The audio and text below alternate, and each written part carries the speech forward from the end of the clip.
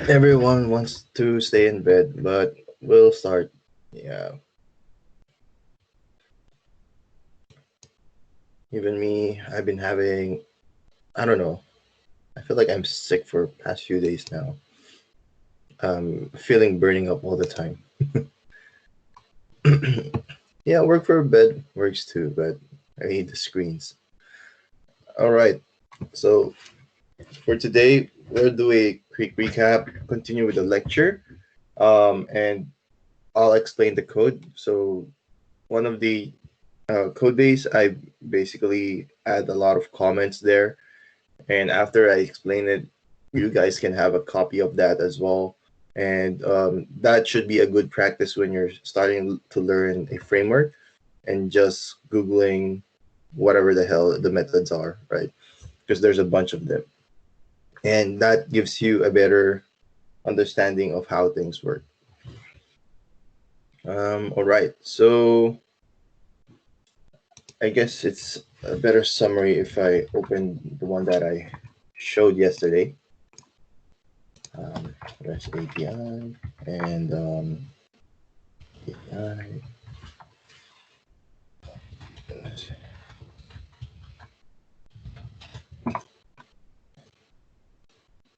Quickly showing this. Will not spend a lot of time going over each, but just don't forget guiding principles of REST, right? Separation of client and server, the back end being stateless, the client is stateful, that's fine. Cacheability, uniform interface, right? Your uniform resource identifier, right? So whatever you choose to define how to request a certain object, right? Those routes, a layered system and code on demand. Okay, that's the guiding principles of REST. For API, right? Um, Another analogy would be again.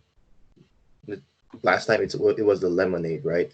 So you could go as simple as oh, okay.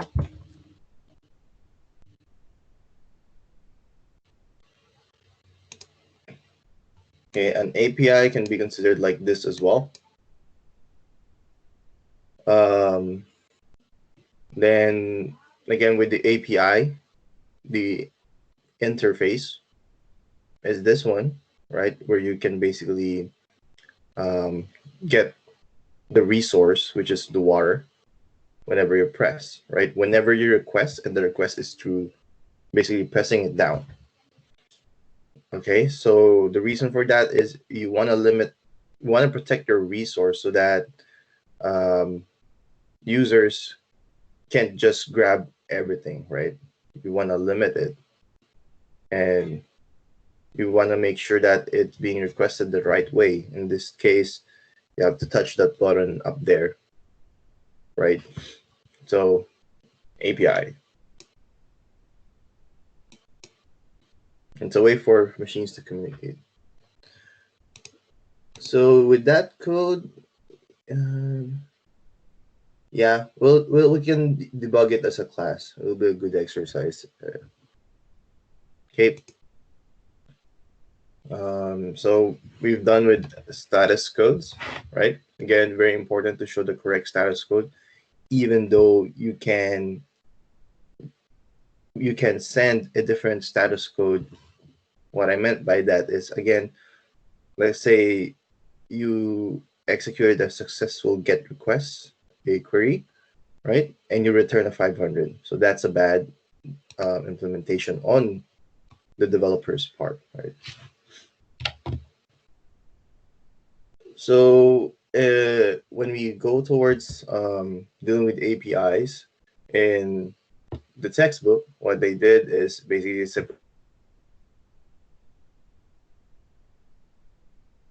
and with that you started with basically having their own routes, controllers, and models, right? Creating the routes, you include routes in the application, specifying request methods to get post. The routes, you can use the router module, right? Request methods, you get, post, put, required URL parameters, the path to be able to request to that resource, and again, defining the API routes for Locator.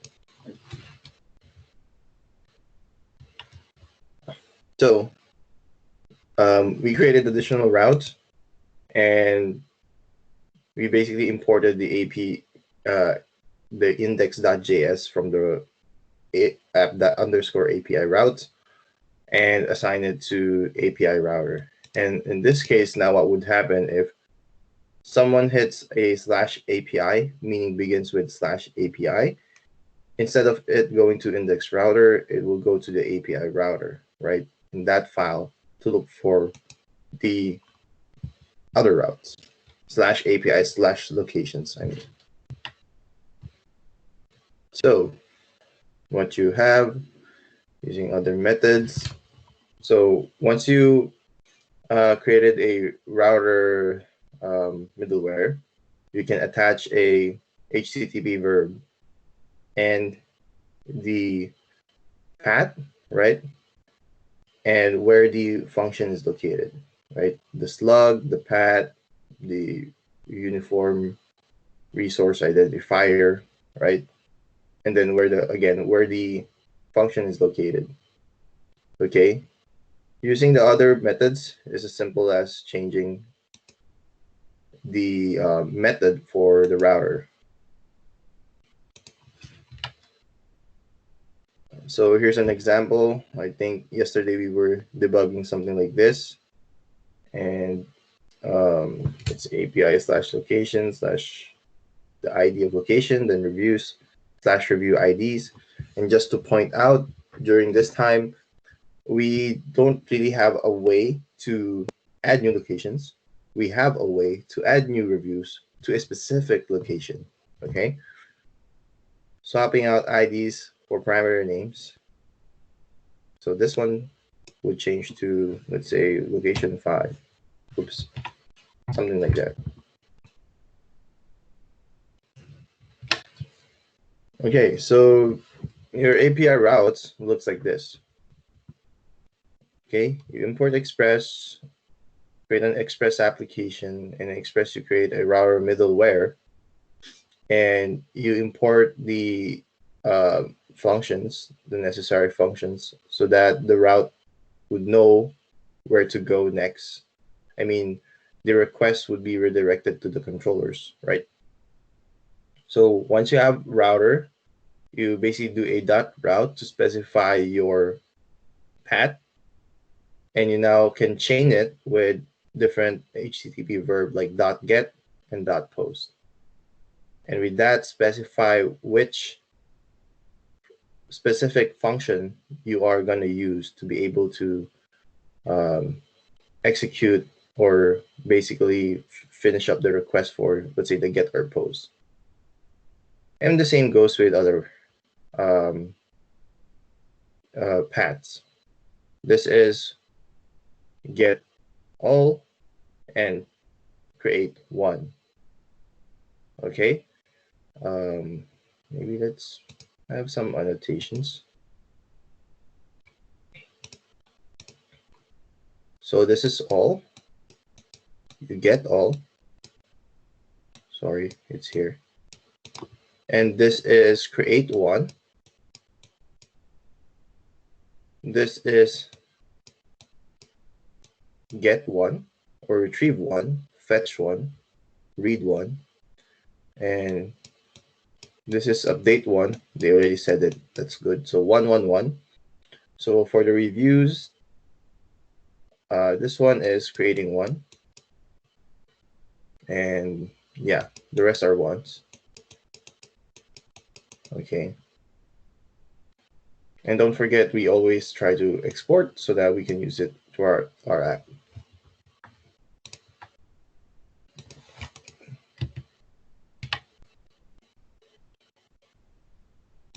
Next, whenever we create functions, right? Don't forget to, as a standard, a best practice, to first build a placeholder. When we say placeholder, it's just a function that, let's say, returns nothing, right? So it's like you're designing your code base already to have these different functions, right? And the placeholder could look like this. Like if I'm starting to code, my placeholder would be looking like this. Okay. It's a good practice when you're starting to build your, again, your functions. Something like that, right? You basically create placeholder. Okay. So hitting undo, undo, undo, undo, later.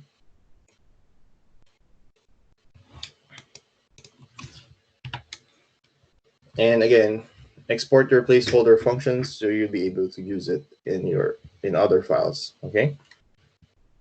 Remember to add a response to test if the routes and functions work. So in your placeholder, you can just throw in, for example, rest.status and 200, right? So that we can test that without even creating the logic yet.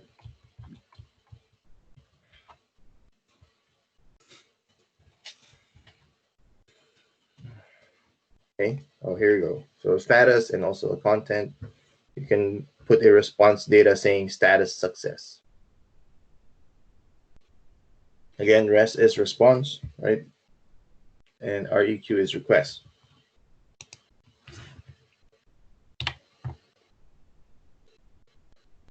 Okay, so I have an anonymous function which I would assign to a defined variable called locations create, right? And in this anonymous function, I would have rest.status 200 and .json status success, status key and value success. And again, if I want to execute this function variable, right, I just put locations create and then circle brackets. API should be able to talk to the database to be useful, so connect the Mongoose, import the model. We'll discuss this more. First line, give access to connection. Yes. Second line brings in the location model, because we remember that we have to connect, have a schema, have a model before we can even create our functions for queries.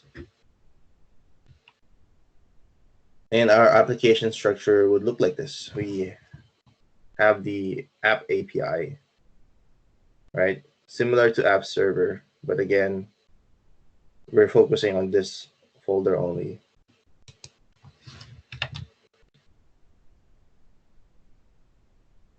So if you want to test that, you should have this result. Okay, we can also test that later. And again, we use Postman to do this. And don't forget that we're now doing the API. So there's like a /API. And I hope everyone has the Postman now, by now. So the tier get request of Locator API, you do have a request for list of locations, meaning all locations. So get a specific location and get a specific review, right? Okay, so Mongoose has this query method. So we've done MongoDB similar to that. So find everything, and you can do matching with those. Find by ID if you just want to match an ID. Find one. Find the first one that matches the query. Junior and GeoSearch, this is something new, right? But it helps you find nearby latitude and longitude, right? And search is adding query functionality. Single parameter, we already know find by ID, so let's just skip this. Execute method executes the query, right? Passes a callback function that will run when the operation is complete. Callback function should accept two parameters, error object and the instance of the found document. The error object is very, very helpful, especially let's say the document is not there. And now you can grab the error object that's going to be passed to the parent function, and you can utilize that to throw, let's say, status code errors, right? If I get an error, throw a 404. And this is being changed as follows. So, right, you find by ID, put the parameter there, and execute the query, right? And you can even do some logging. So it's a good practice as well in development to just maybe console.log into first iterations. So you do know that it is working, right? But you want to avoid this a lot of logging when you're in production, because it's a security risk as well, and it's unnecessary because you only need to throw back status codes or data.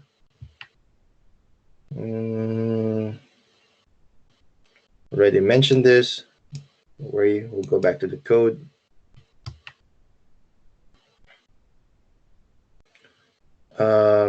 So this one is your read one function, right? And you start with using the lock, and as you remember, lock is our model that already has a schema, right? So we imported the lock. Now we use the lock, and we attach a method find by ID.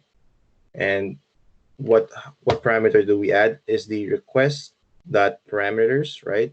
Dot location ID. Okay, so this one would look at the location slash, let's say, the numbers. That numbers would get passed here. And then we have this callback function. If location is not found, right, there's nothing, return a response with a 404 status code, meaning request not found, and a JSON message to say location not found. Else if there's an error, throw a 404 as well, right? Then if not, it means successful. Always throw a 200 status code. And now you can send back the JSON data of the locations that you've retrieved. Okay? And as it's saying here that there's error traps. So this is the error trap here, 1 and 2. One error trap is from the query, and another error trap if anything else, right? When I say anything else, it means that, let's say you created a query. Let's say you added a find by id method, ID something, ID name, which doesn't exist, right? And you executed that query, you would end up falling to this category, right? Could be.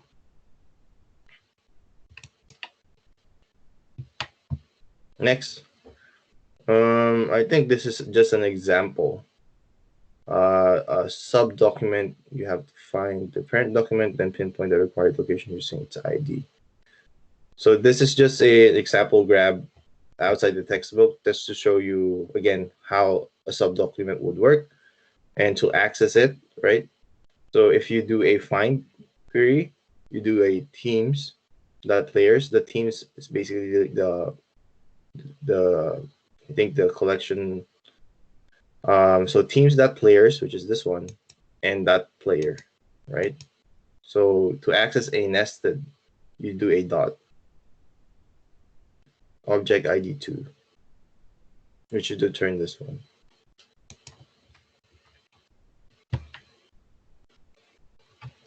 Mongoose offers a helper method for finding a subdocument, right? Yeah. So here it's similar. You would still go with request.params, then whatever location or review. This time around is review ID. And the way to access that as well is don't forget to do a locations.reviews.id here.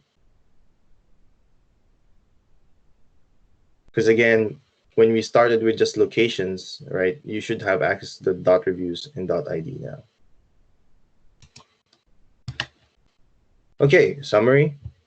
So we've done REST APIs, URLs, code, post, get, put, delete, HTTP request methods, map to command CRUD operations.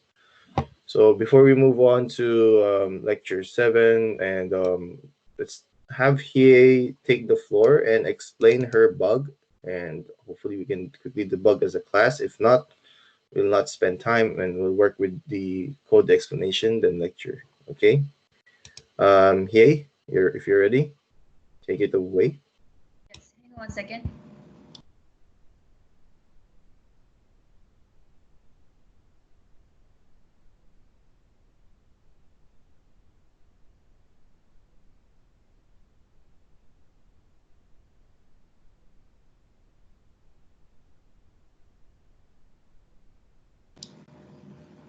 Can you see it?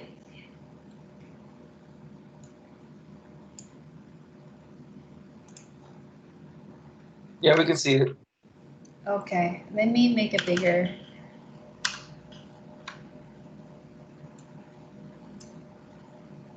Okay, so I was actually going around each code and verify one more time. So far, I don't see any missing or typos yet. So what we did last night was let me see. We went to the app.js, check around here, and then Smita said add this one, but then like Just to it's not interrupt giving. for a bit, Hie. So because a lot of us have no context as well, you can start with showing what your error is and your problem, and then the steps that you've taken. Okay, yeah. So the problem is pretty much this right now. So Can you zoom in as well? how can I zoom in this one? I think it's possible with. Should be possible to zoom in. Let me open up my Postman. Sure. Uh, at least you can set it in the setting. What was that? You can change the size of This everything in one. the setting. The setting? Like a display setting you're talking about? Yes. Oh, you can do the same command in VS Code to zoom in it. Zoom it in. Oh, okay. Hang on 1 second then. Like, all right. Oh, there you go. Is that better? Okay, yeah. More. Actually, sorry, more. Or sure. All right. All right. Yep. Okay, so and I did everything on it, went to the postman and then started going through this. This is my ID right here and body raw JSON and enter this and then send it. And first time it didn't even send a request, but then like later on and AJ was helping me out, and then just go ahead and run the npm and start, and then try this one, and then I actually went a little bit further, and but then I got this error right here, and then along with that from here, the 404 error message came. So first, just a reminder for everyone: if you're discussing an error, uh, don't forget to specify what the problem is. You can say, um, I've been trying to work on this post request for this certain route, right? And then I am not able to get the expected output of successfully creating a review. I think that's what you're trying to do, right? Okay, so going back, so first we'd want to verify, is this ID even exists? Locations ID. Yes. Right here. So you grab that from there. Okay. Um, is this the database that you are connected to? Is it local, right? Yes, because Oh, this is from the hop 6. mm-hmm. Can you first try to hop 6? Okay. Um, just want to make sure. Can you do a control P? Control P from here. Okay. And do a db.js. Oh, sorry, db Which one? locations. This one? Here? Db.js, yeah. Oh. Okay. Okay, you're using the local.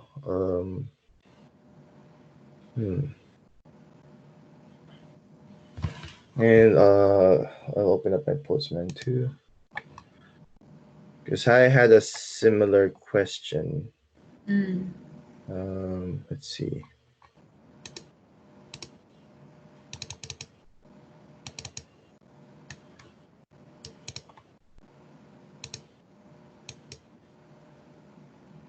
Can you go back quickly in your Postman? Sure. Let's see. Can you go to your? I don't think it would help, but let's try. Headers. Headers. Where is that? In the left side headers. Left side. Body. I mean, sorry. In the middle, there's like tabs, right? Body, headers, test, params, authorizations, settings, Oh, test. yeah, I see it. Yeah. Headers. Mm.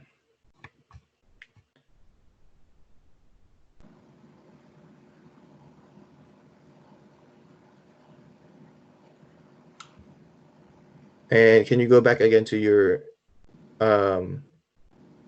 yeah, can you first check what one is saying? Are you Yeah, that's what even I did, module 7, but I can try again if you want to. That's fine. mm-hmm. So yeah, I did in the 7, but yeah.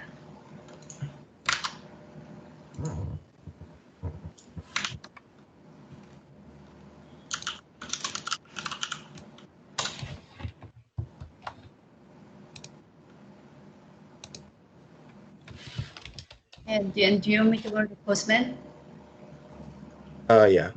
Okay. And then body, run this. Okay. I should be good. Post. What's that? The MDB is connected? Go back to your console. No, I'm just saying that I saw it connect, so we know we're good on that part. Oh, I see, I see. Okay.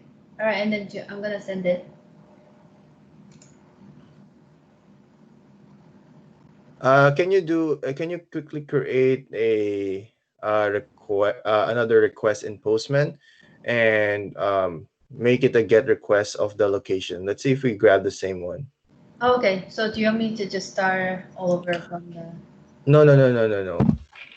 So in this collection, just create a new request in new, I guess new in Postman. Okay, so can I just delete this one or you... And just keep it. Just keep Okay. it for now. Alrighty. And then paste the same thing and just remove the reviews. Let's see if we can grab locations. Oh, I see. Remove the reviews. Yeah, I want to see if you're able to Sure. get that. Hit send. Oh, you don't have to put just a get. Yeah, it's a get request. Yep. Sure. So you're not even able to do a get request. Mm-hmm. Hmm. And, API locations.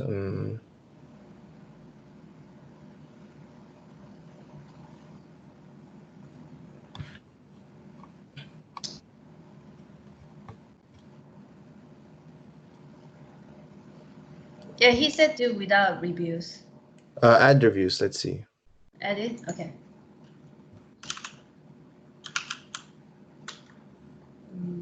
Yeah, that's the one. Okay.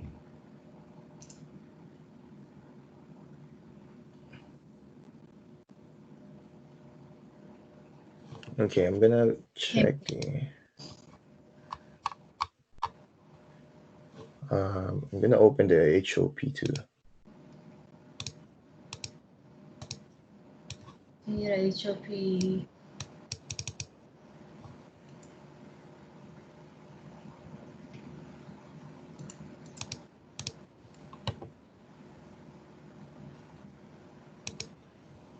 Okay, we can spend a few more, like just a few more minutes. If not, I'll let you push your code to your GitHub, and I'll grab it and check it during the break. Okay, sounds good. Yeah. Yeah. What's your index?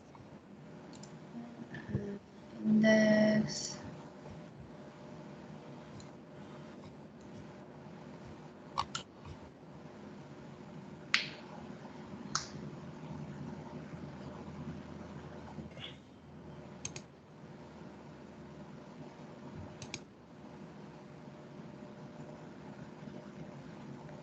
You have read one, update one, delete one. Okay.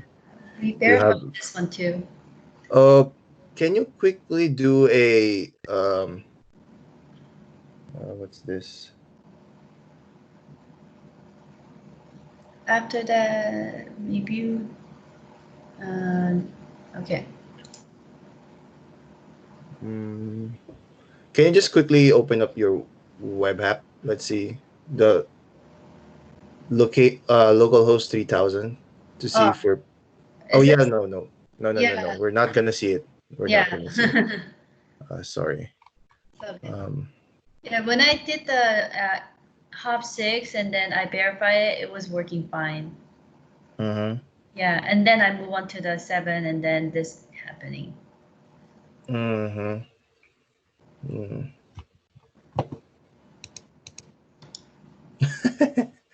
Yeah. So, okay. So let's hold on this. Restart. And I don't know, it might work.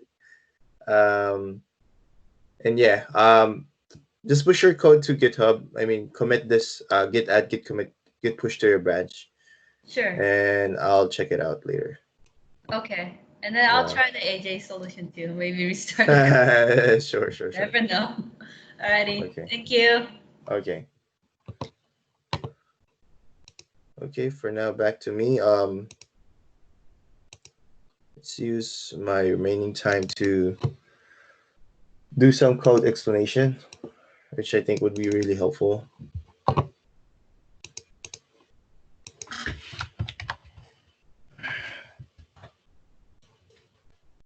Okay. Again, if you don't know yet where this is located, I added it in my repo.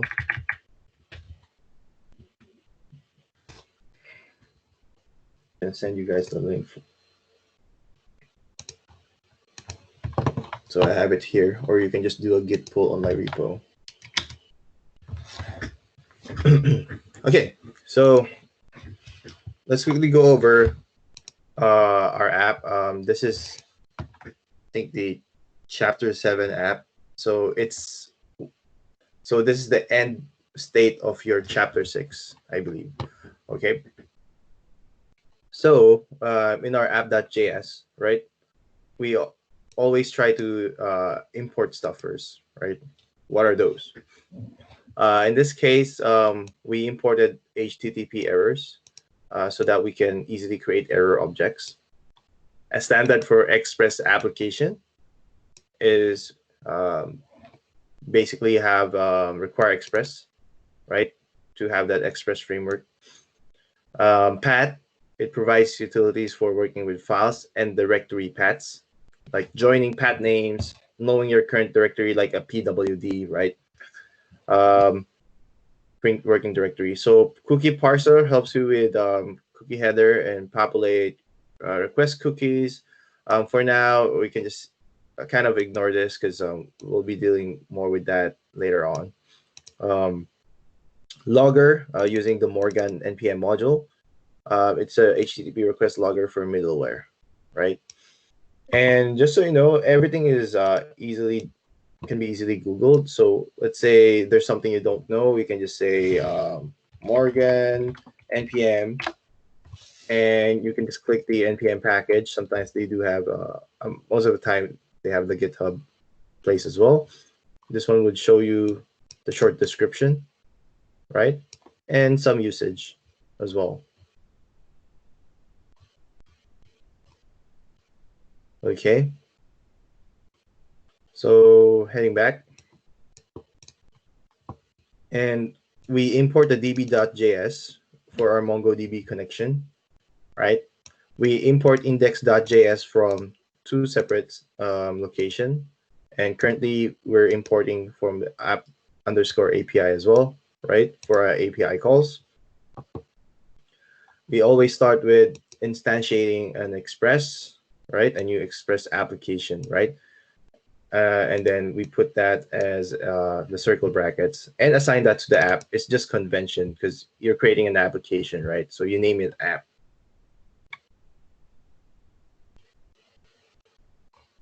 Yep.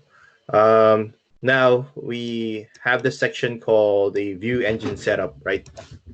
And we start with app.set, right? What is app.set? It's basically the same as having something like a variable name. Let's say name equals Clark. As simple as that, right? With app.set, we can basically have a variable name, let's say views, right, as the first parameter, the variable name, and the second parameter as the value that we want to assign to this variable, right? And in this case, we're using another module called path.join. It's just the same as joining strings, okay? So with this one, we have the d__dir directory name or dir name, right? This is the same thing as not really print working directory. To be more specific, is wherever you put the dir name, it would look for the path of app.js. If I put that in index.js, it will give me the path of going to index.js. Okay, so what this basically does is I have the path of the app.js, again, not including the file name, the directory, okay? So it would be chapter 7 with comments. Okay, that's the directory. And we want to concatenate app server and views as well. Okay, so now the variable has access to this. Okay, and as a standard way as well to adding your pug is you set again, the variable is view engine, and you want to set pug as a template engine. Okay, so again, this is an example of what we got. Views equals your path, right? App server views. Next, Express application has this middleware, right? And usually we see them with the .use, right? So your application would use a middleware called logger, and the logger variable is basically the Morgan npm module. And adding this dev parameter is basically saying that for development only. Let's log response status for development. Sorry, even before that, we were saying middleware, right? Middleware, you bind application level middleware to an instance of the app object. So that's why you have the app here, the application. You bind these. Okay, just in case you're wondering, like dev, like where do people get it? Again, it's just in the npm examples. Let's quickly search for that dev, right? Let's remove the quotes, maybe here. See?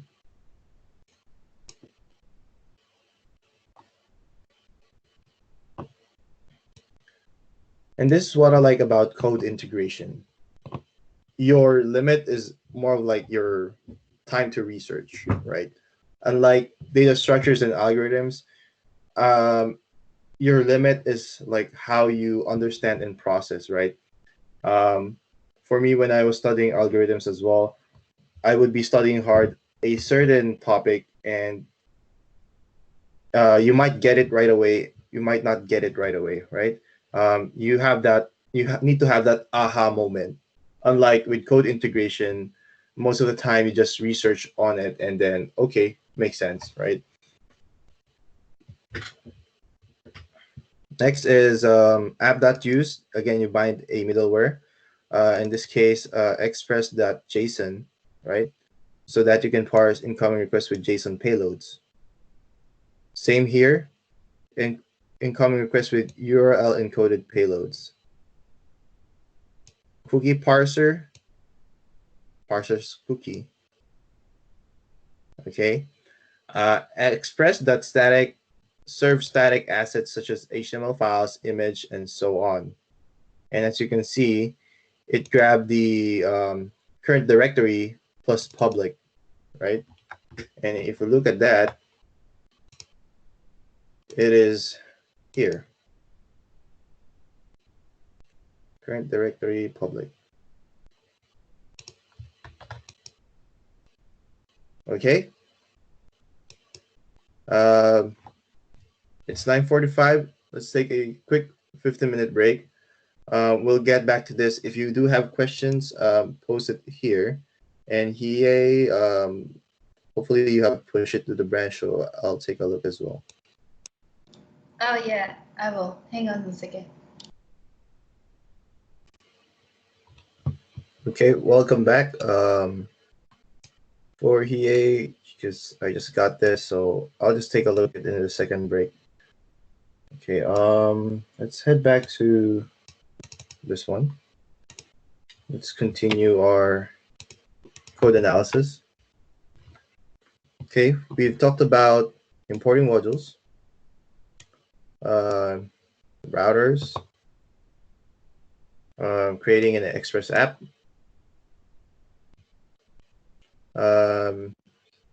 setting your views and the template engine, and we started with the middleware. Okay, we have a middleware for logging, so that whenever we, let me just close the other one.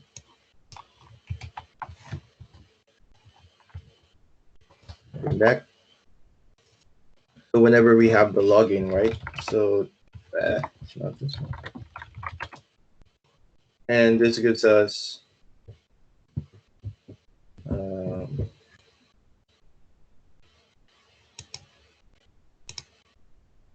yep. I posted something. Okay. So that gives us logging. And in the next hour, I mean in 11 a.m., I'm gonna give you guys an implement feature, right? To implement this better. I mean, a variation basically. Anyways, so we ended with this one with express.static to serve the static assets, right? And then now we do have two routes, right, in our middleware. And if we have only the root or the / or the homepage, they call it as well, it's going to go to index.router, right? If they start with /API, we go to API router. Okay, we're gonna go here, but we'll just finish up some of the code. Next, we do have another middleware, and what we did is just add our function instead, where we have the create error 404, and create error is basically the one that we imported on the top. Create a new error object. Okay, and you can just Google HTTP errors npm, and then you can search for that, right?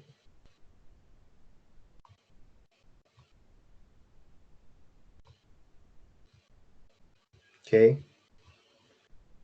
so it's an easier way to do errors, basically, to throw errors. So what this does is, if we have an error, right, catch it and forward to the error handler, right? In this case as well, a scenario would be if a client, meaning an end user using the browser, access a non-existent route. Let's say /Clark, it doesn't exist. Instead of 500, it will receive a 404 instead, right? Because again, the server is up and running. It's just that the request is not available. I mean, the resource is not available. Okay, let's see if that works. Let's see, I go here, comment that out first. npm start. Let me access the local host. Don't need to show it to you guys. And then I get get /Clark 500. If I hit save, npm start again. Did I npm start again? Nope.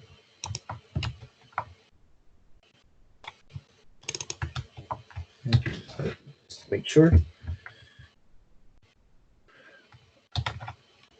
Refresh. See, now it changed. Get /Clark becomes a 404.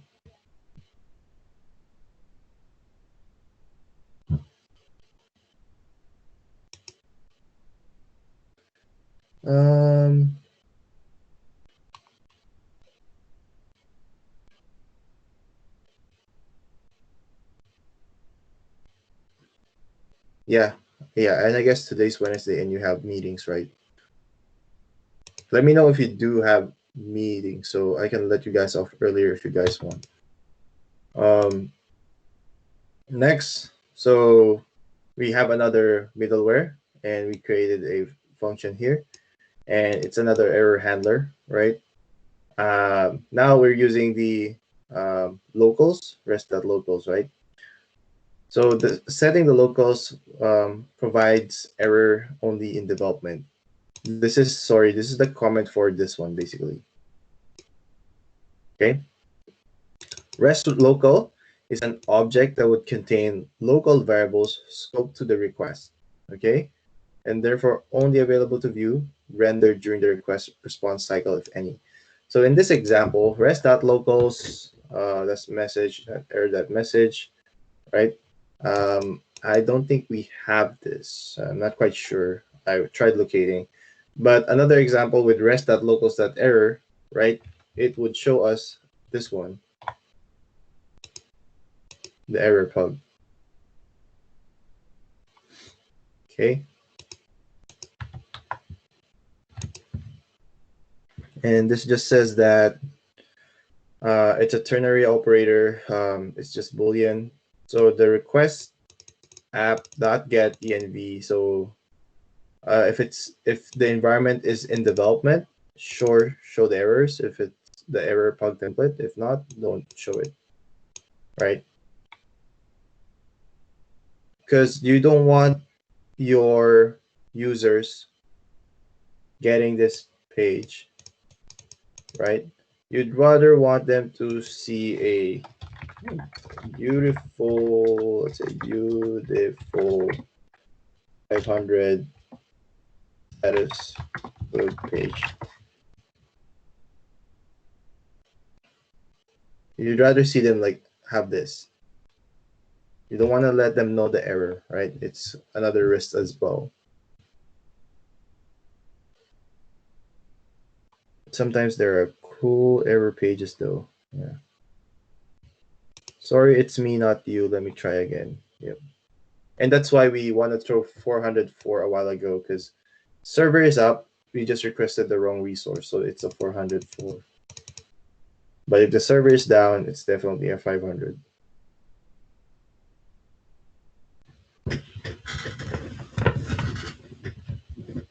Okay, so that's the end of our middleware, and we just export the app so we can use it in other locations.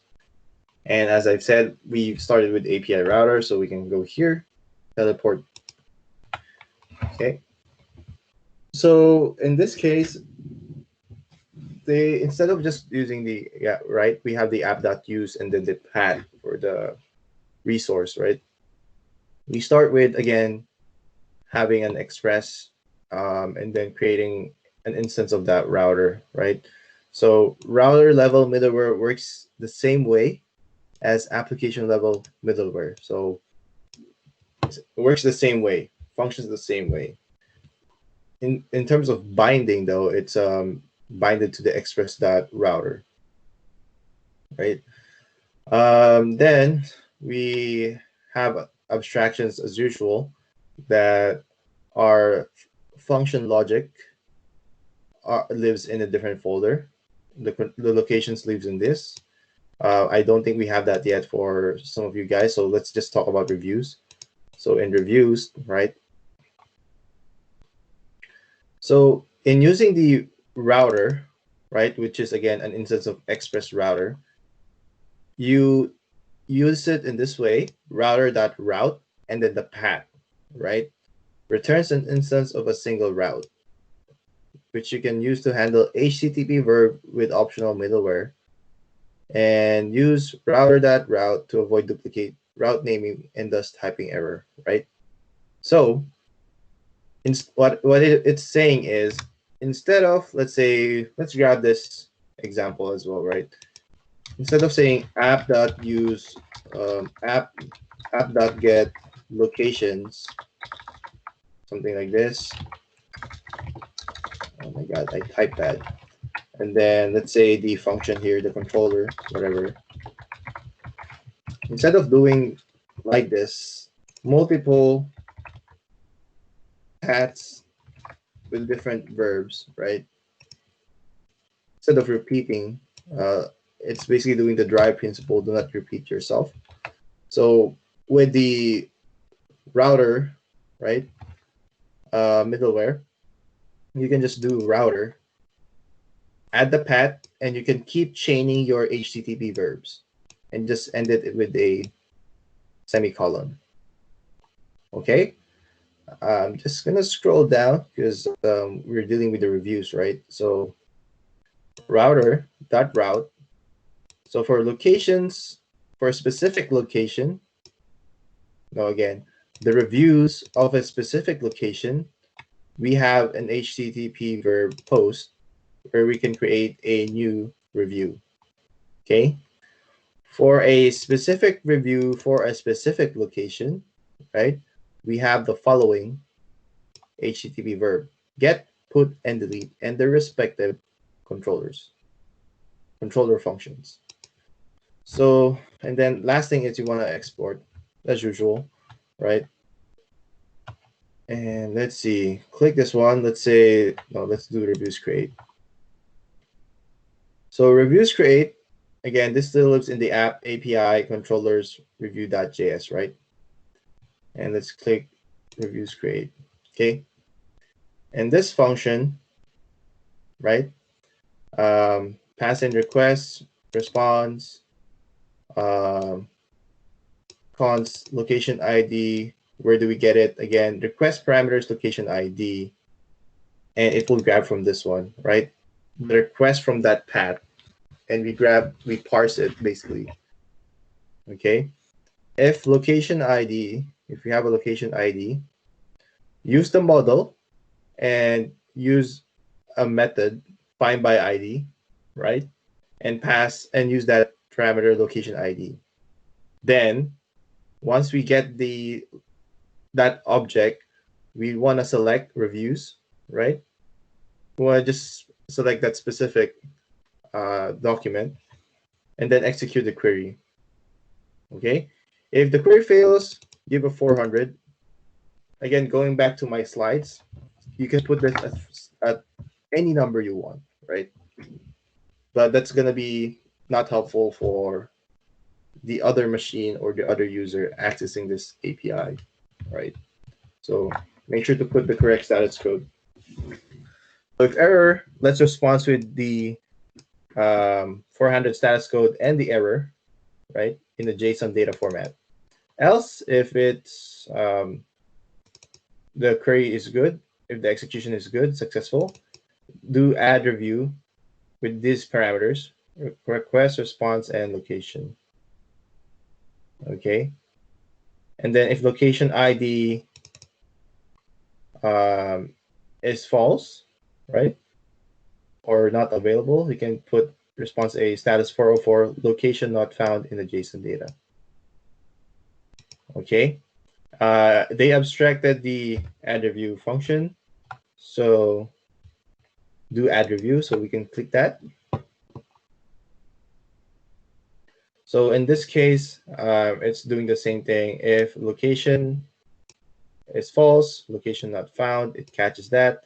Else, let's start doing the request body, right? Maybe I should add more comments to this next time for you guys as well. So request body is definitely this one, right? This is a request. This is the request. This is the body, and here's your JSON payload or data. So that's what's being passed to here, and it's going to map to author, rating, review tags. Author, rating, review tags. Okay, and what it wants to basically do is do a push, because our reviews is an array. And to check that, I think I have the query up. In my local database, I do have this location, right? And it has a bunch of reviews in an array. And as you know, in arrays, we have a push method. And that's the beauty of MongoDB using the JavaScript object notation, right? We can just do a push. Okay. And once we do a push, don't forget to do the save. Any errors, put the 400. If not, JSON error as well, the data. Else, if it does not have an error, it's successful. Update average rating as well. In this location ID, this review. So let's see, average rating. Yes, so this is the average rating. So what it does is it's basically averaging this one, right? So let's see, I can show that. Let's add more. I'm gonna post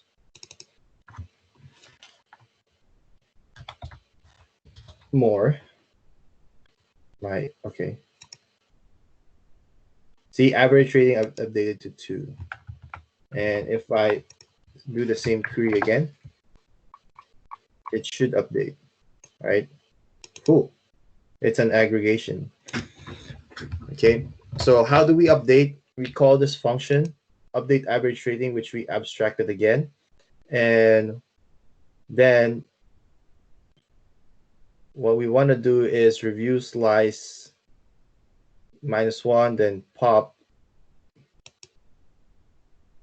And let's see. And then return that JSON data as well. Let's first follow this average rating and just go back. Let's see.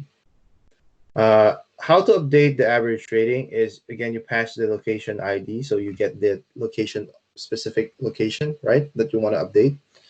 And you use this with the find by ID, select ratings, space reviews and ratings, right? And reviews and execute. If there's no error, do this one. So another abstraction, set average. And this is just basic math, right? If location reviews and locations reviews dot length, okay, count total. So Mapreduce function.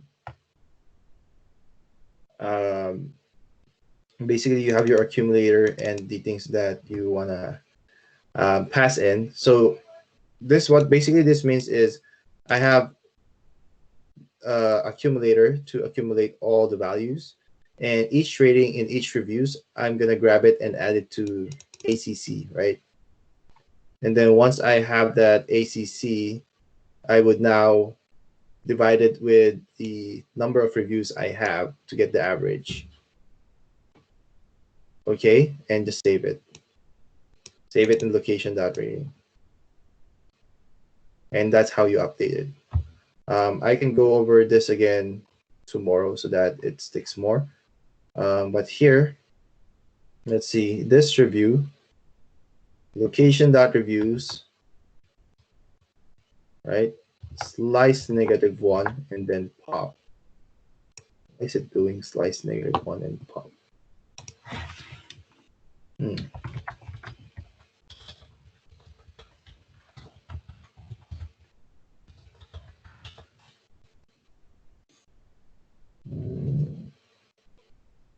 Slice -1 and pop.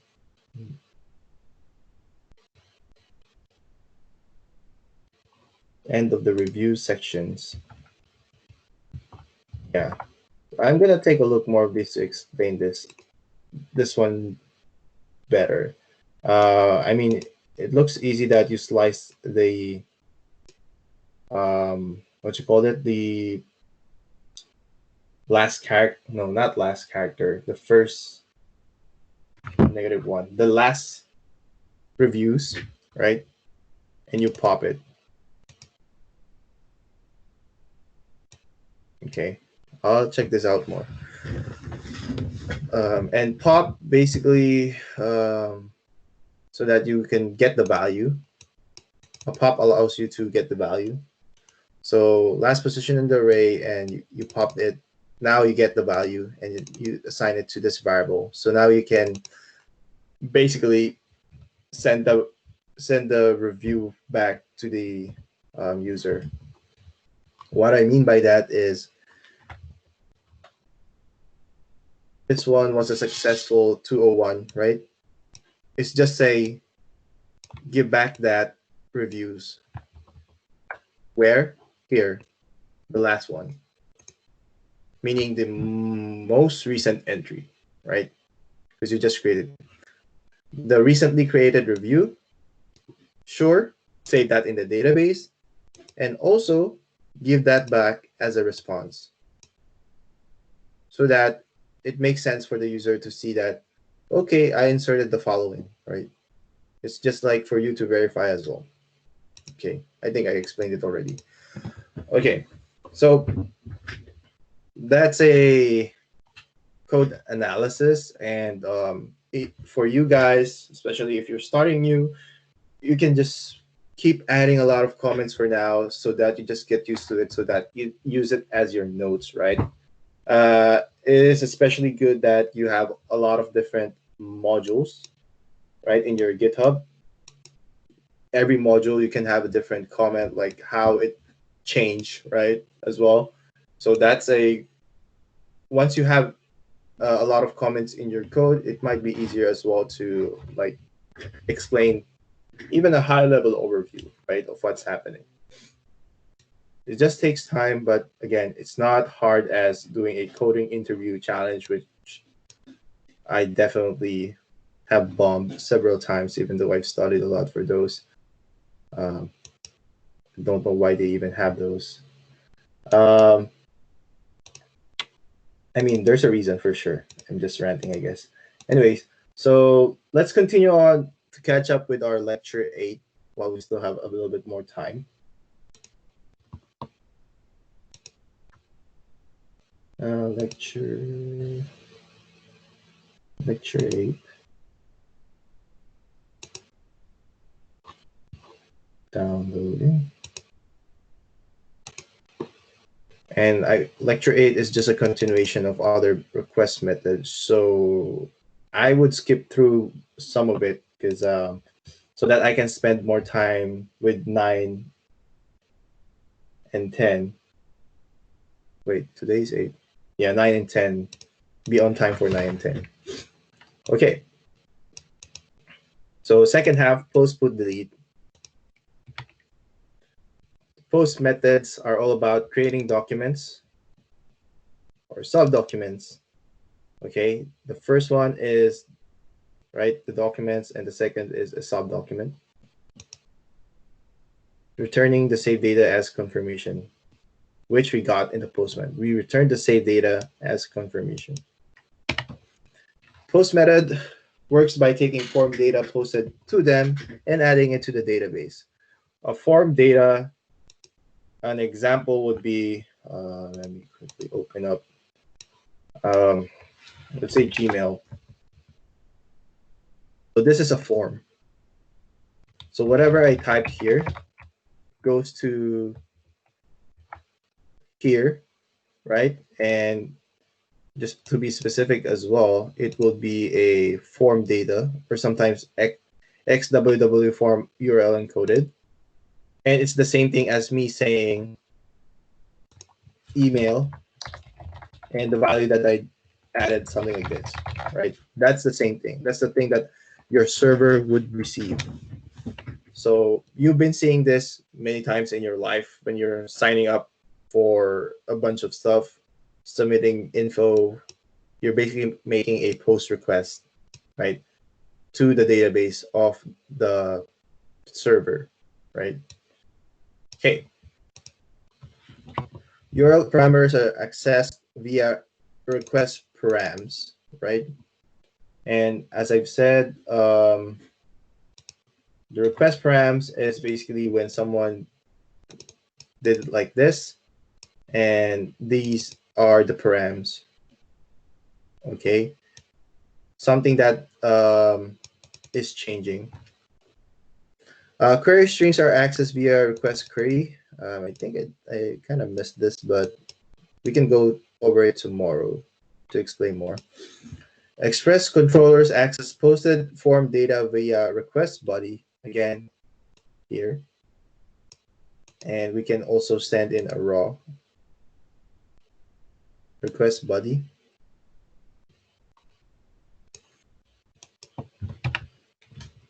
Next. MongoDB new documents. We apply. Okay. Oh shoot! I just forgot something. When I said a while ago that yeah, we have Moongoose connection, and then the model, which was abstracted away from us, right? So we can click lock, right? Not here, I guess. I have to search for it now. Locations,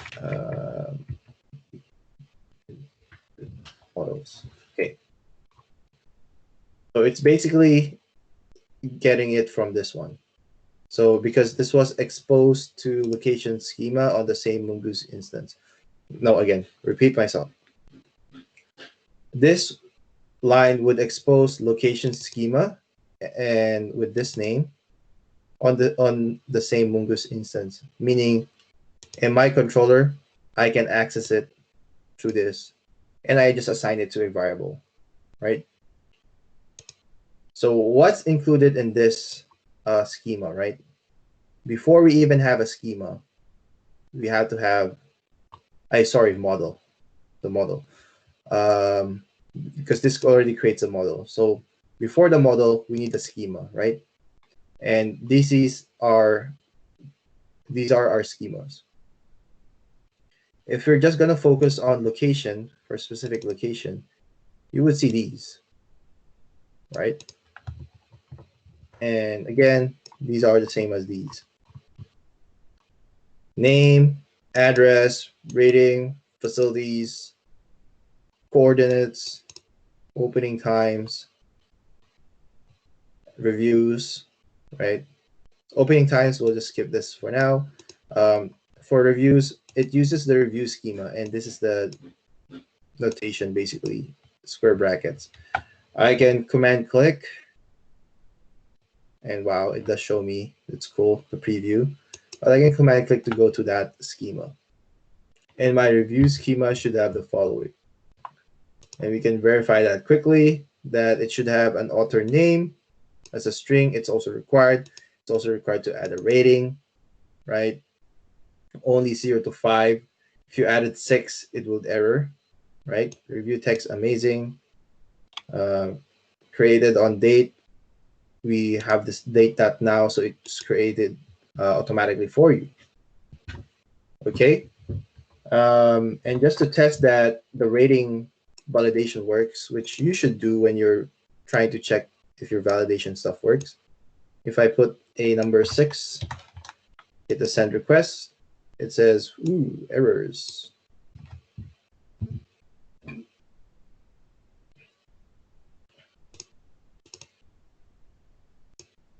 And you can do discovery in this way. And let's see if we can search for that as well. Nope. I guess it has a message. Yeah, so here we have a very verbose message, which is good. Saying the rating is more than 5, not allowed. Location validation failed, right? Okay. And it's almost 10:30, so TAs should now be preparing for their concept tests. And then maybe after concept tests, we'll just get back here and just wrap up the other verbs. So I think I explained the code anyway. So it could be just a good recap for tomorrow then. So yeah, I'm going to use, let's say, 2 more minutes. So here, the create method, the model. Again, before the model, we have to have the connection. We have to have a schema, and then we have a model. Now we have a model. We can use a create method. And the create method has 2 parameters, right? One is data to save, the JavaScript object containing the data that matches the schema, right? So you pass in the schema. And next is the callback, right? Always 2 parameters. The first one is the error object, and next is the document as saved in the database, right? If you switch the 2 up, it will confuse you. So it has this ordered sequence, just so you know, for the parameters, even for this one. Post the data form to create JavaScript object matches schema, send appropriate response in the callback. We've mentioned this already, creation process. Let's do some annotation.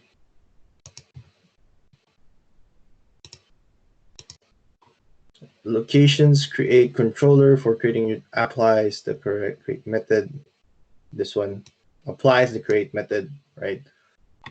Creates an array of facilities by splitting a comma separated list. Okay. Parses coordinates from strings to numbers. So this one.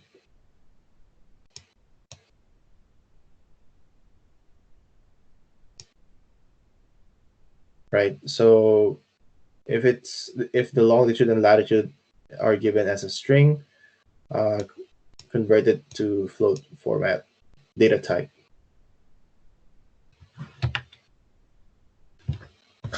Then locations create, supplies callback function,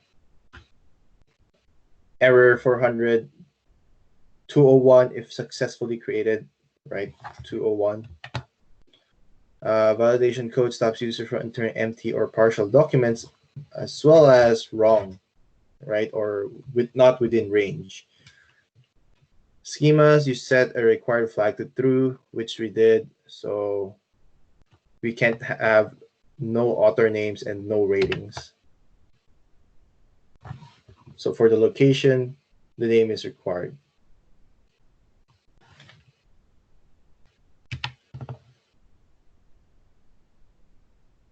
If this field is missing, the create method raises an error, doesn't attempt to save the document to the database. Yes. Again, I think the word is having atomicity, I think, where it's just a true or false, save or no save. It doesn't do a half save, something like that.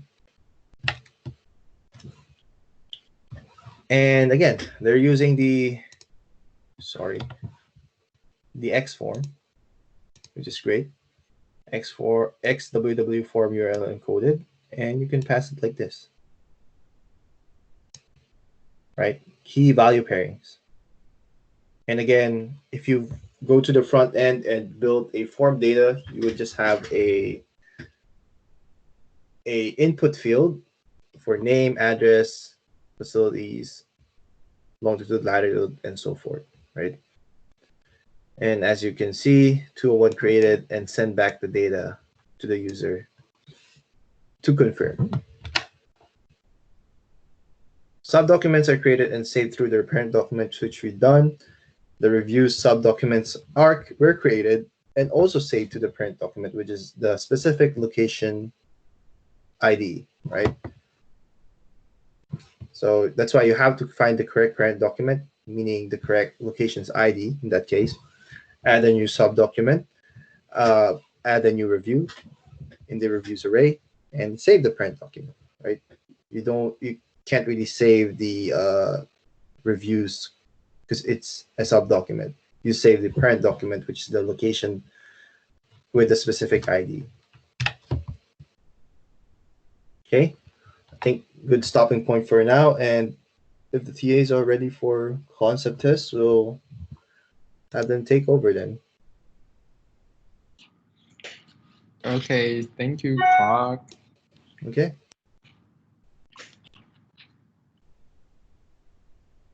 So I am going to pose the first question and also share my screen.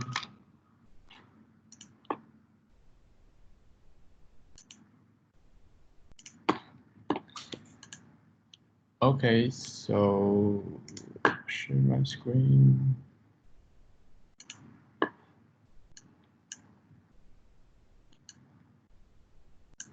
So the first question is up. So the first question is the HTTP post method send data to the server, and the type of the body of the request is indicated by blah blah header. And which one do you think is the type of the header?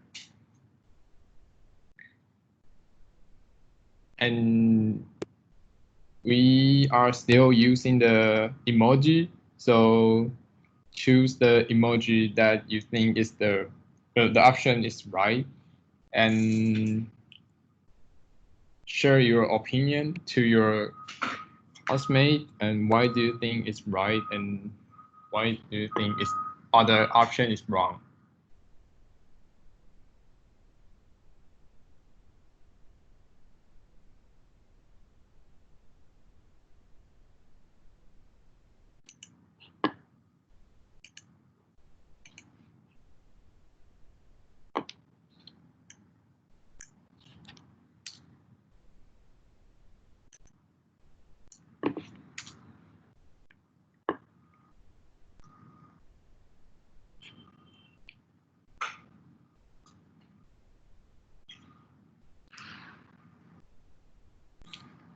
Oh, nice.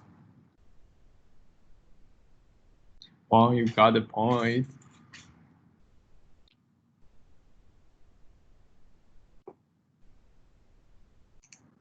Yay, thanks for checking the docs. I mean, that's good. You go to official docs to check. Okay, so all the students are Okay, nice. So for this question, the correct answer is the content type, as one checking the official document. So basically, when we send the post method to the server, and we will got the response that include the header, looks like here. So we got the content type here. Okay, so this is for the first question. So if you want more information, you can check out this link.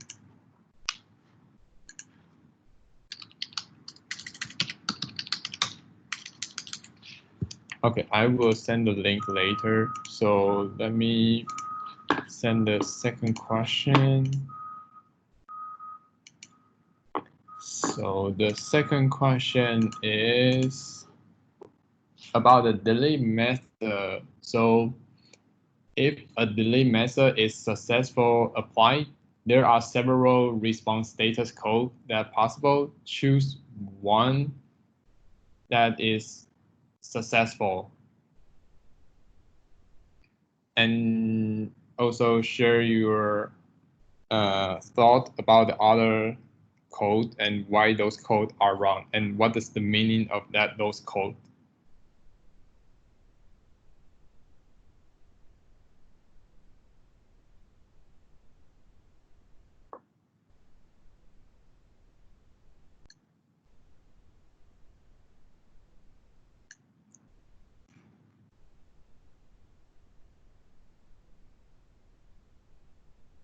Oh, nice, Jesse. 200 series are a success code.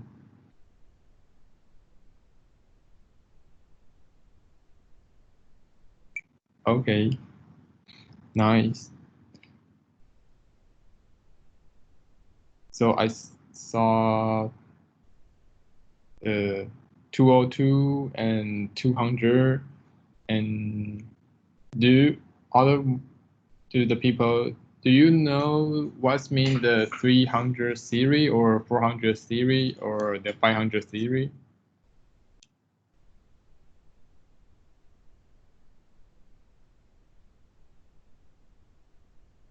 Okay, I will tell you the answer later.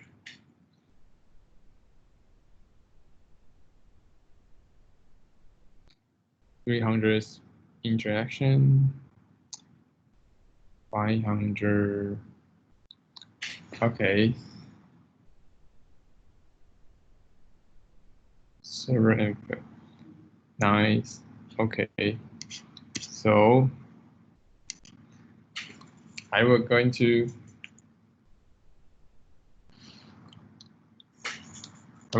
show you the answer for this question. So the correct answer is 200 series. So if we use the delay method and we got the response that is show the status code is 200 series, like 202, 204, 200. That means, okay, so our delay method is successful applied. So what does the other series mean? So I pull out this table. So you someone mentioned about the 202. 202 is accept. So and the 204 is no content, but it's still successful.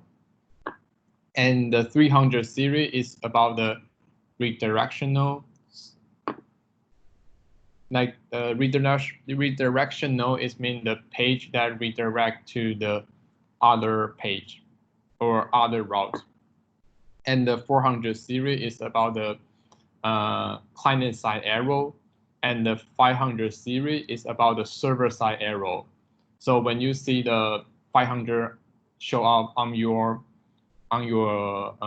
terminal status or on the feedback, and you will know, okay, so right now it's the server's error. But when you saw the 400 series error, and you can see, okay, so maybe it's like I typed it wrong, or I don't have the the enough authorization. So the last question is, let me post the last question.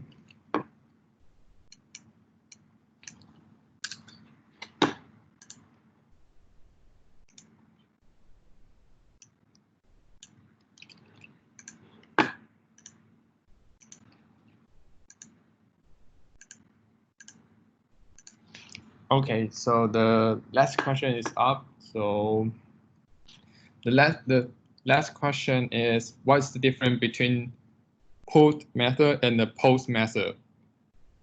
So the first one is put has no side effect, and the second one is post has no side effect, and the third one is put and the post has no side effect, and the fourth one is put and post both has the side effect. So the side effect in this question is means when we like send the post method or the put method the several times, and what will it happen? Like the side effect means, okay, so if I send it so many times with the send post method or put method, and do they still process? Do they have the effect on the backend?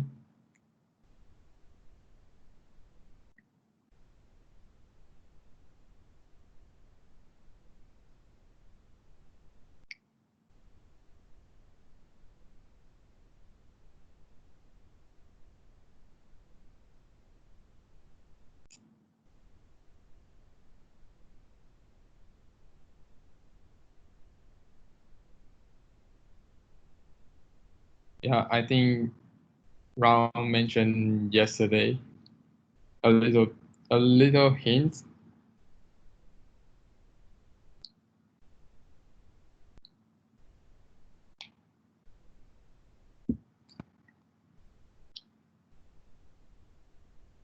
Okay, so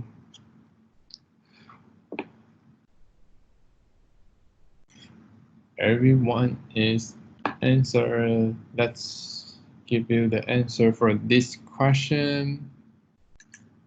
So as Xinchen said, the post method is to create the new data to the server, but the put method is to update something, update a specific record or update something to the server. So basically, if you update and you send the put request for several times, and they still have the same record. But if you create something, you use the post method to send to the server, and the server will think, okay, so you want to create another new one, and when you send it the second time, and the server will say, okay, so this is a new post request, so they will create another new one for you. But the update is like, okay, so they always update the same stuff. So that's the meaning of the side effect. Okay, so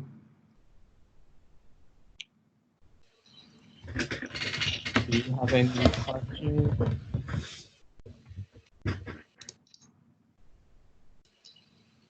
Okay, so if you don't have any question, I will give back to Clark. Okay, thank you so much, Spencer. And I think Chen understands it with Naruhodo. Nani. Anyway, so I'll just grab a few more minutes just because I got distracted and I found something cool.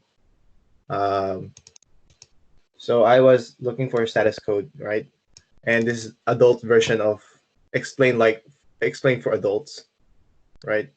Quick guide to HTTP codes. Wait a sec. for the hundreds. 200 is there you go. 300 is fuck off. 400 is fuck you, and 500 is fuck. Right? I think I've saw this before already. However, I think I saw something else that would make your day, and I'll send this. There's a Pinterest board for HTTP status codes with animals. Like for this one, like request URI too long. It's like it's a cat. Okay.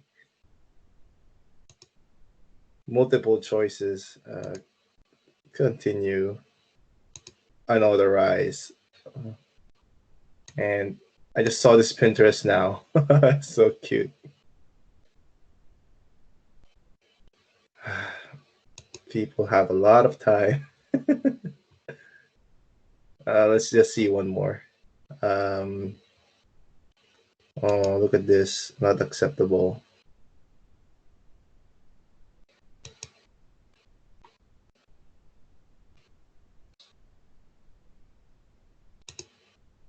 Upgrade required.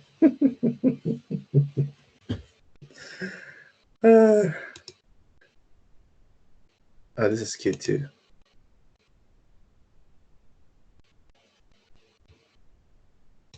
Okay.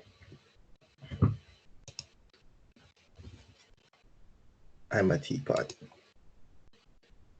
Okay. Anyways, you guys go have a break, and let's be back at 11:05 a.m. PST.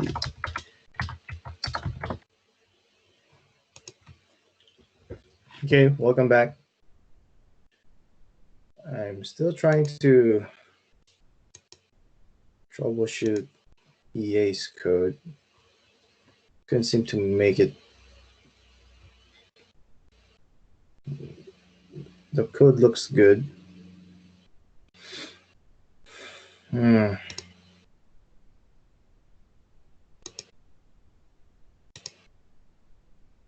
Okay. Well, let's try to use this as an activity. Before we do the implement features activity, let's spend like maybe 15 minutes. So,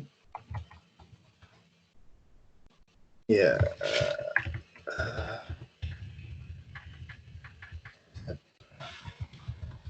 So everyone, create a new directory.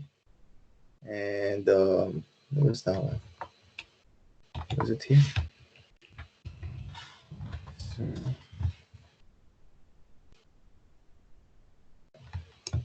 Create a new directory outside any repo, right?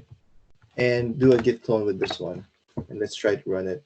Because one thing that I found out, so it is working in some sense. Why? I tried using my Postman and doing a GET request. Oh, sorry. I need to start it. Doing a GET request. And I was able to grab the last review, right? I just couldn't do a post. And I was still checking in the post code base. So let's see. Clone that, and I think it should be on module 7 of EA's code. And don't forget npm install npm start, right? I'm gonna keep checking if anyone found the problem. EA will treat you some Korean barbecue. Yeah, let's time it at 11, maybe 11:15, and if not, let's put it away for the afternoon instead. So yeah, the 200 is from the GET request though. It's not from the POST request. So I'm still trying to figure that one out, why it's not working.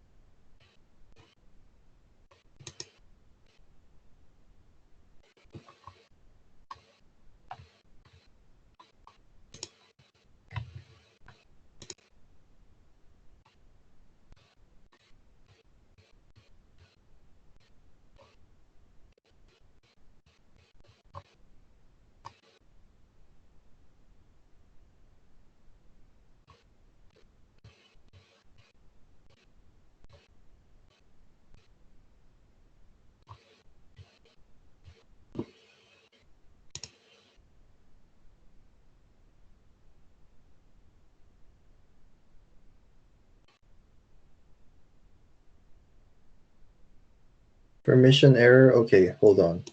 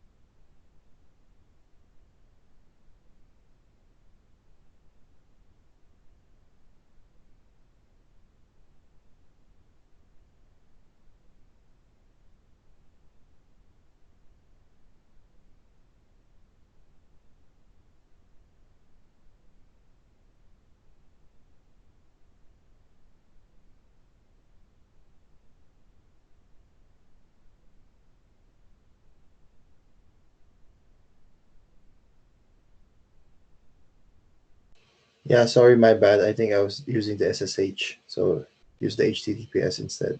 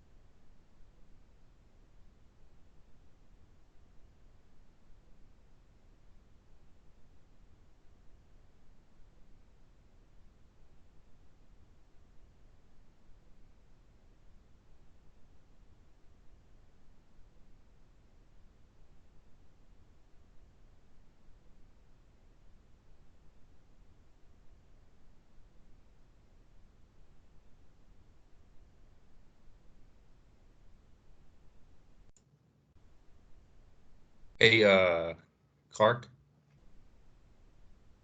Yep. you want to look at db.js line 3? Oh, never mind. Yeah, I think there was a typo, but it did not help, right? The new Oh, okay. new URL parser. Yeah, that did not help. Hmm.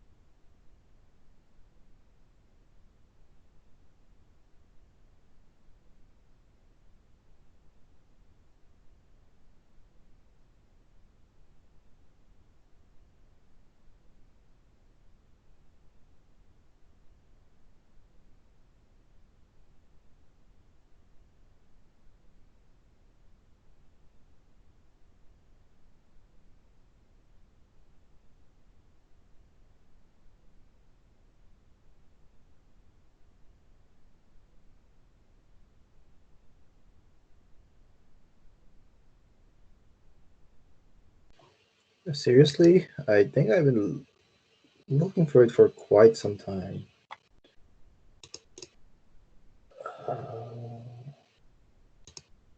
Hold on, let me double check. Routes.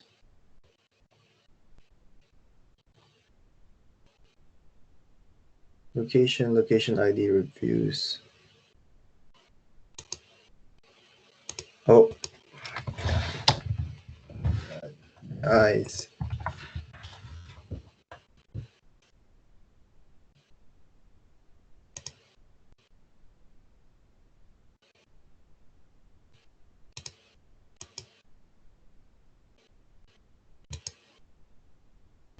Okay. I got it.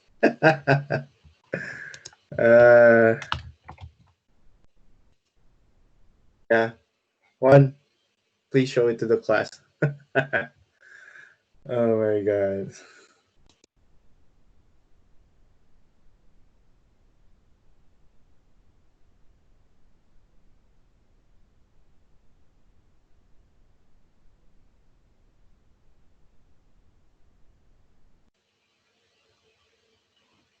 Yeah, I think I was showing my screen already. So the fix is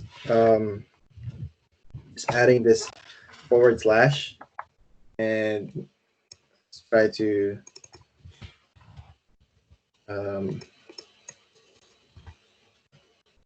type. Never mind. I'm just gonna hit send, and that works. Just a forward slash.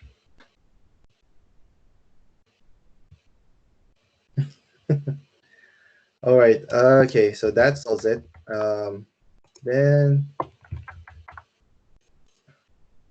that's why in debugging, when I went to a workshop once, is you really have to be, aside from being an eye for detail, is have to be creative in knowing where to look, because you may end up in a rabbit hole, right? Anywho, and yep, let's see. For our remaining time, let's do this for now. Create logs for 400s and 500s, implement features. You guys already cloned it, so you should have it. So go ahead and let's do an implementation instead, right?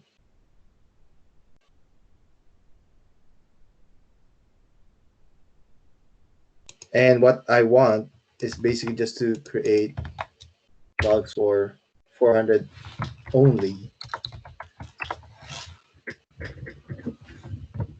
And let me just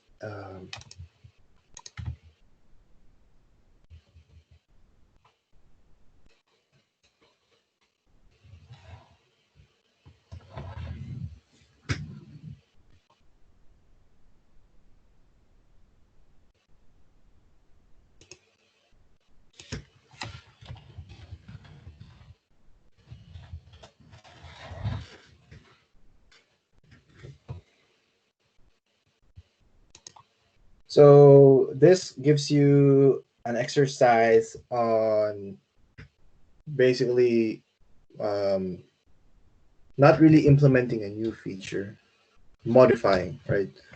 Because we already have the Morgan, which is the logger.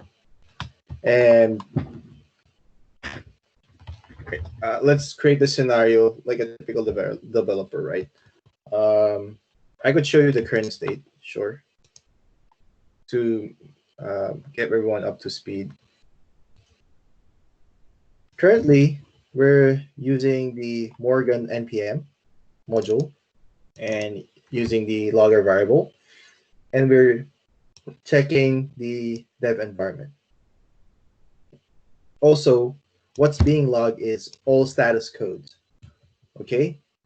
Now, for me, I have a request, a feature request to modify that logger to only show 400 and 500 errors. And I've given you guys resources on how to do that, right? Here, here, here, which all points to the same thing. But I've already given you the section as well.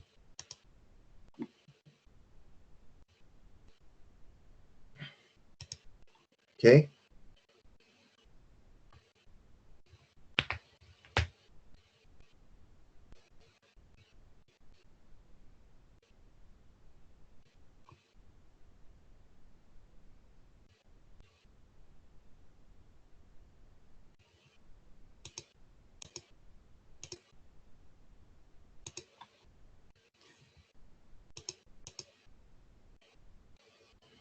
And that's why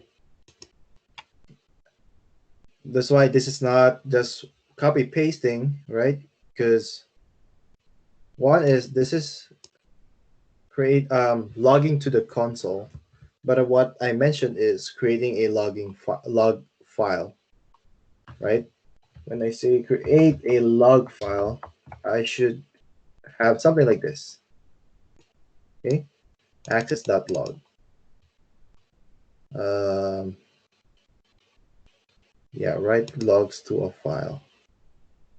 Did I have it those? Yeah. So this is one of the section to, ooh, not that one.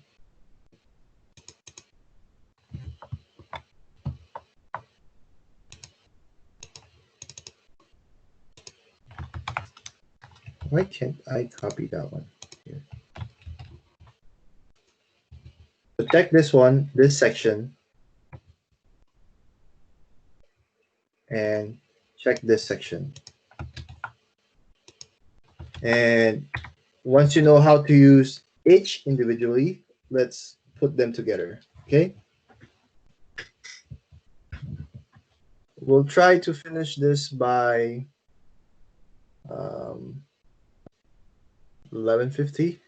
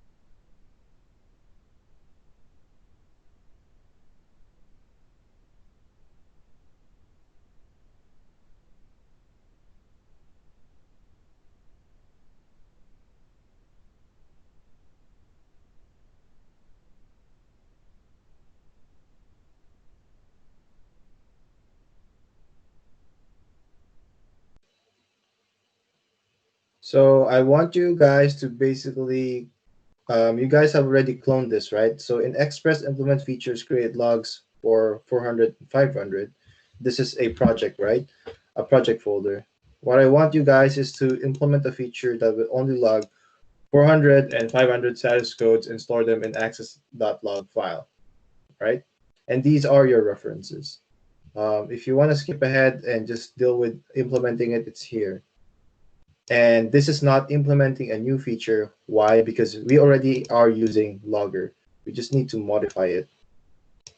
Okay? So if you go straight to these two sections, it will give you first how to create logging, right?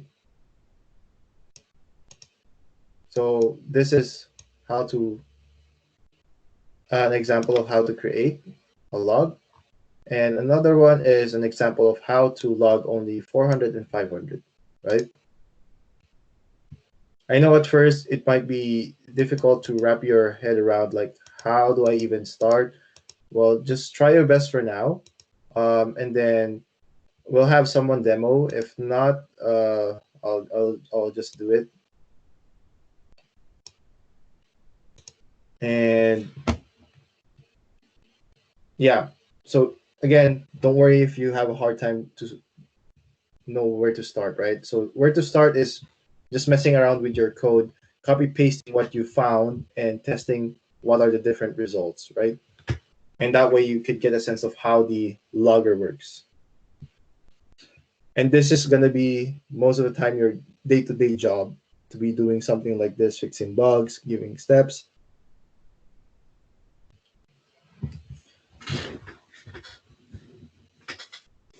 So if you're very totally lost, I'll give you an example. How would I do this? I mean, how do I start? Right? So first, go ahead and grab a terminal. Right? And then let's do this. Can everyone just please stop doing HOP, because this is not HOP, and this is an additional exercise that's really more relevant to your day-to-day jobs.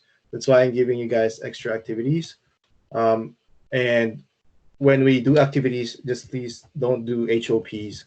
And it doesn't matter what level that you know yet, or you know or not know, because it's not kind of not relevant to what we're doing in activities. Anyway, moving on. So let's say make directory. Oh. No, I just yeah, I know you're not doing. I'm just reminding other people as well. CD tempo. Let's see, and then let's do a clone. You can do HTTPS. It's fine. And just do a git clone for everything, so it's easier. And then we go to Express. Oh, sorry. Logging exercise, Express. Implement features, create logs. Okay, I'm now in this project folder, right? The next thing that I want to do is inspect the code. In my app.js, because I've said to check with the logger, right? So first thing you want to do is npm install, npm start.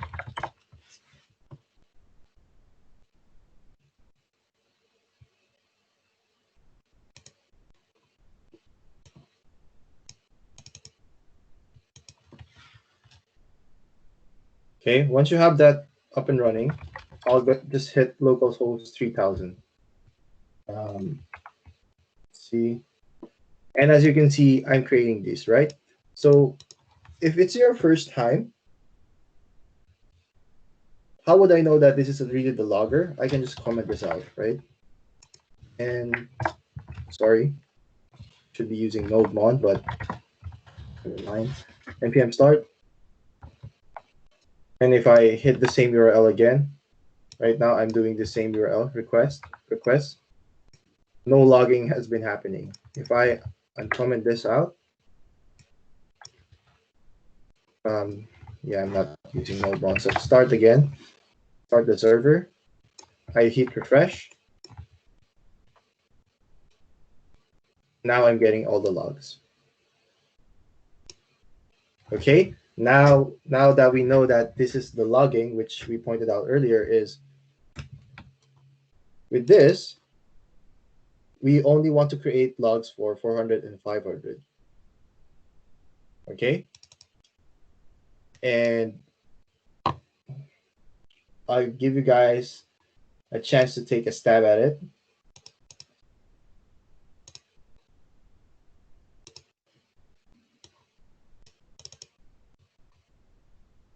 Very simple, okay? You can even start with this one. So this is already giving you guys a clue. Okay, I can just go ahead and copy paste this. which you're going to be doing for the rest of your tech work, tech jobs. It's going to copy paste code, but they're paying you more because you know which one to copy correctly, right? So this one, I'm expecting an error, but let's run it first. It says here, Morgan is not defined because, again, we used logger. All right. npm start. And then now, not the postman, let's just do the web. Now, if I refresh this one, I don't get any status codes because only 400s and 500s would be so and a non-existent route that gets logged. Only 400s and 500s. Okay. Going back, let's try to implement this by our own. Okay. And hopefully you guys try to do the next one. And it was just a copy paste, right? It's copy pasted this one.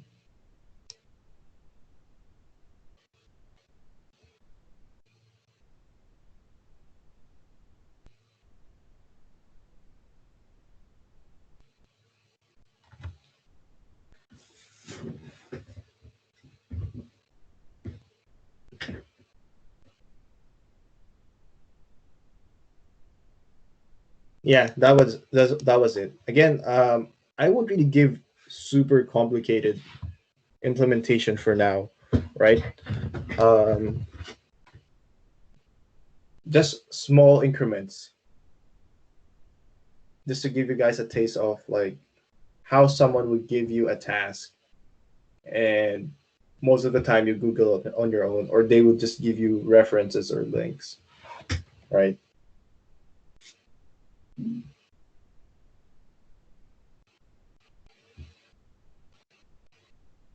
I hope that was clear. So I do hope most of you guys, if you already cloned the repo and you're in the project directory, you can already do this.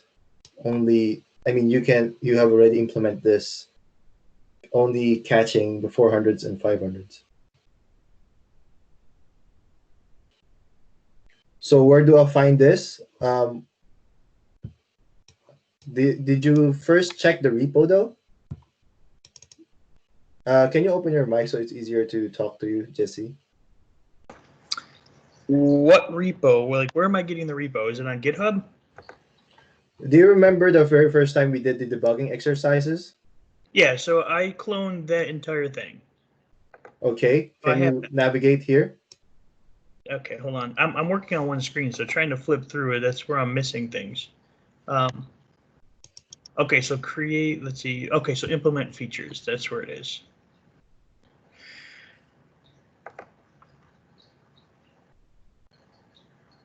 Let me see. Am I navigating to that in my folder, or do I open that folder in Visual Studio, or yeah, Visual Code? So because you want to edit the code, so you can go ahead with Visual Studio Code, or you can also do Vim or Nano. It's fine. Any text editor would do. But what you need to do is go to the clone repo. First, I'll go here. Or not this one.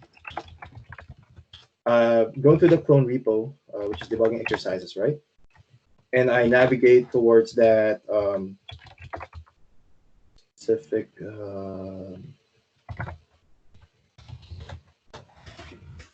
project folder. Okay, so the create logs for 400 and 500. Okay, now open up the VS Code. Gotcha. Okay, I'm opening it up I'm gonna open it up as well. And now in your app.js. Yep, I'm there.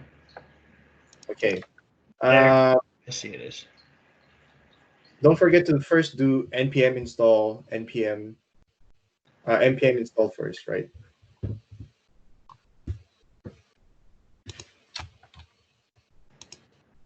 Yeah, I always forget to install npm. Mm-hmm. Okay, so npm install. Correct. Once it's done, do npm start. We're just looking for the error codes, right? Or the Yeah, I'm code. gonna step you through. I'm gonna step you through first with just running it, showing it, and then doing slight modifications. Perfect. Okay. Yep. So npm start. Yep. Okay. Now go to your browser and hit localhost 3000.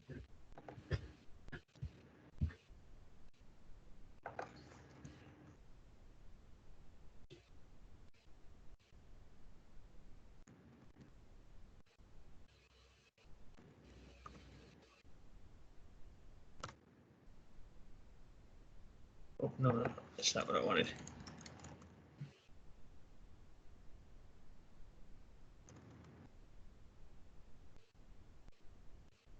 You got the localhost 3000 in the browser. There we go.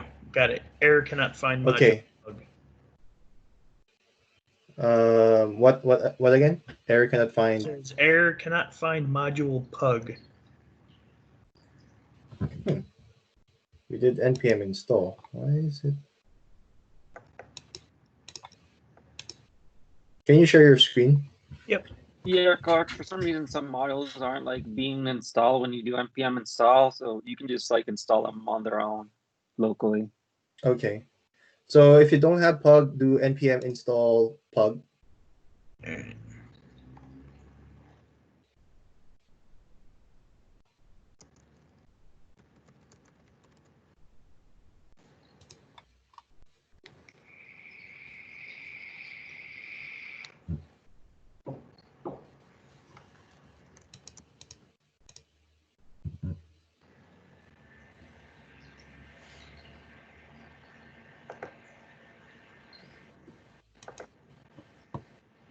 Okay, there we go. Now it's working. Okay, so can you see your VS Code terminal? Yep. Did you see any logs, right? Yeah, it's got all the like that. Correct. Okay, now go to your app.js again and comment out the app.use logger dev at I think line somewhere 18, 17. Yeah. Comment that out. Restart your server, meaning Control C and then npm start. Yep, got it. And then okay, and then refresh your browser, and you should not see any console logs of status codes. Okay, yeah, I got nothing. Okay, cool. Now, try and copy paste this code that I'm gonna put in the chat, and restart your server.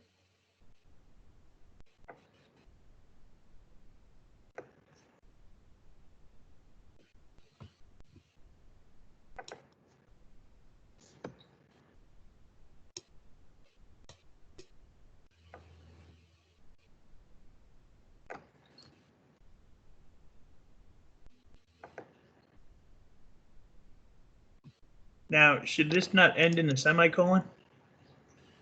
No, it's fine. You can put the semicolon. Yep. Sometimes JavaScript is not really that strict, so you're fine with or without. So I think where I'm getting lost and where I'm falling behind is when we come up to this code, I'm trying like hell to understand the code and what it's actually doing, but we haven't really learned this code. We're just kind of plugging it in and seeing that it works. Yep. Most of the time it's like that in your work. You don't really get to know the whole architecture, just a piece of it. Well, I want to. I know. That's why I explained the code base a while ago.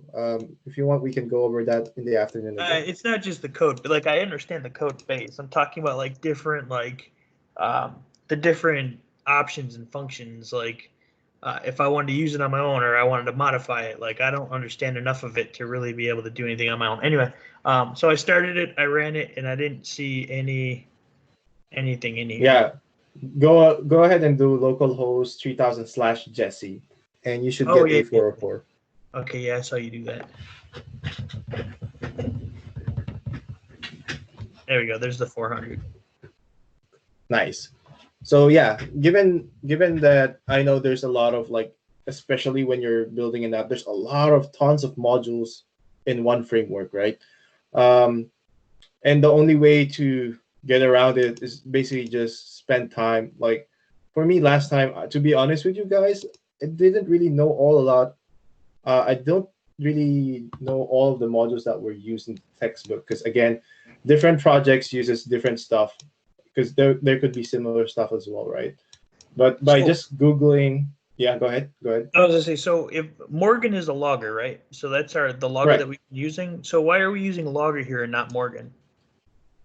Oh, so this one is more of like it's up to you, right? But I think the textbook it's great. What they did instead is they changed the name to logger. You can do Morgan here, right?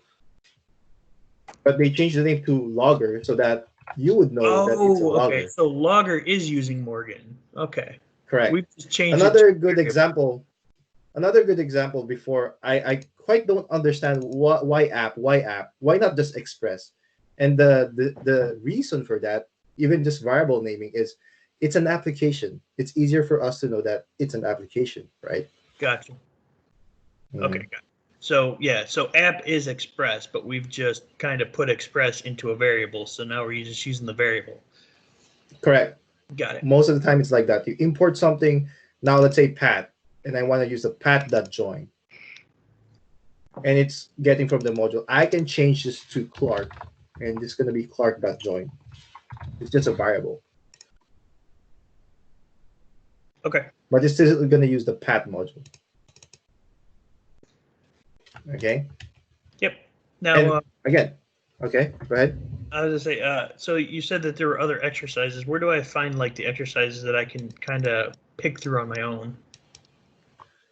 So I am currently just updating this as we go.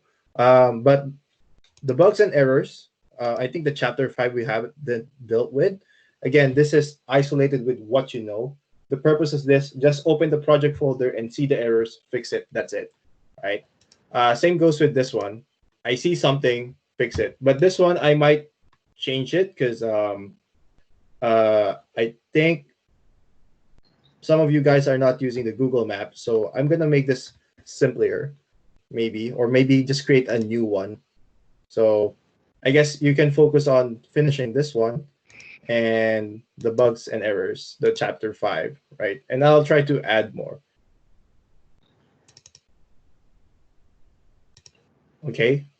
Mhm. And as you guys go for everyone, as you guys go to the afternoon session, every time you don't understand something, ask your teammate. If not, ask in Q&A. It's always the Q&A is not only for I have an error, right? You can have a discussion. Why are we using logger, right? As simple as from variable naming and then going to even just why are we using this 400 and not 404, right? So even in my experience as well, that one is also a discussion. Why do I need to give you 400 instead of 404, right? And sometimes they can just go away with, oh, it's best practice. And then, okay, fine, right? Okay. I appreciate you coming up and speaking out, Jesse. So, right. Yeah. If anytime. anyone else has that, yeah. If anyone else needs some help, we can definitely do it in the afternoon too, right? Discuss some stuff. And the TAs are there to help you out. Okay. And as promised, I'll let you guys off a little bit earlier. And let's see you guys in the afternoon session and enjoy a break.